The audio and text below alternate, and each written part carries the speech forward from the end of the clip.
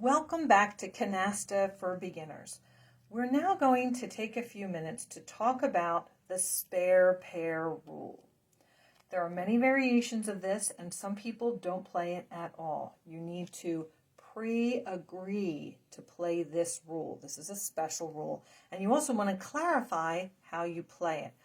I've come across Canasta players where I say, "Do you play the spare pair?" And they say, "I don't know what it is," but once I describe it, they say, "Oh, we just call it picking up the pile in your first turn," or picking up the pile when you meld, that kind of thing.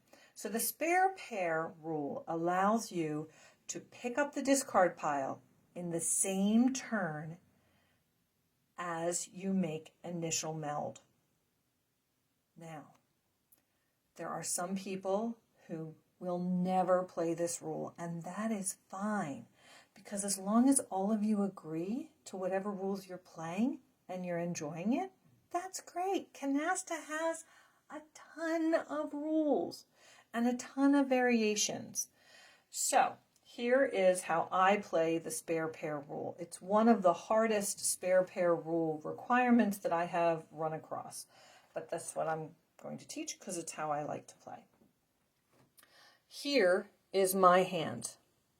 We're relatively early in the game. There have only been a few turns.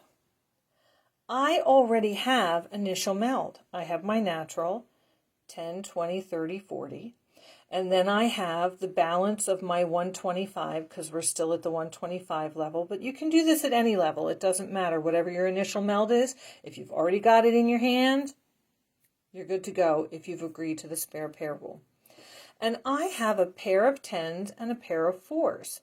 So I've decided that since my opponents aren't down, if my opponents had already made initial meld, I would not be doing this. I would make initial meld so that my partner could get the pile or I could get the pile.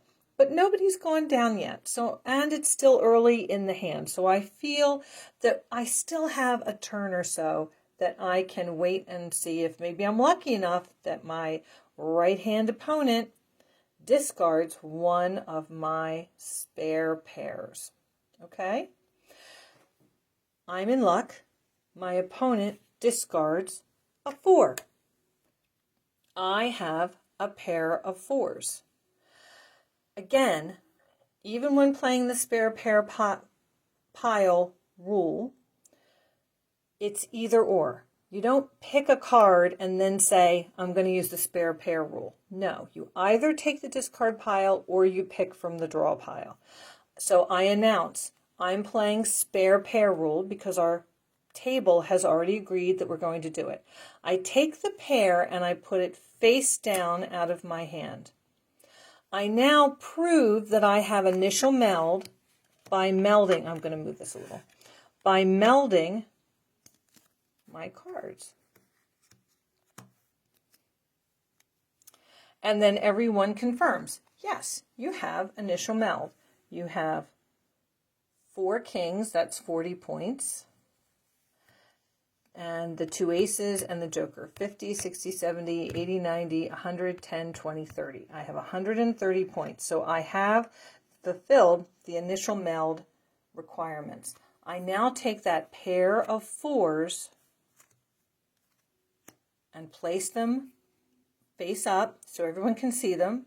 I take that top 4 and I meld it because remember, every time you take the pile, you must meld 3 cards, at least. You're allowed to add more, but you have to do at least 3.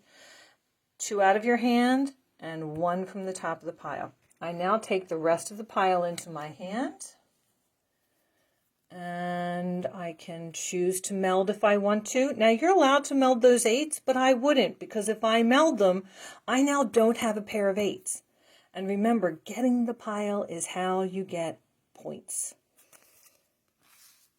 Empty tray rule, no aces, no 7s, no wilds, and no cards from a closed canasta. We don't have any closed canastas, so I'm free to discard whatever I would like.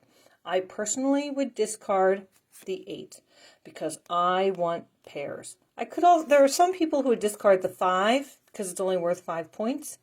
And some, I wouldn't discard the king because I already have kings melded, so I'd want to hold on to that.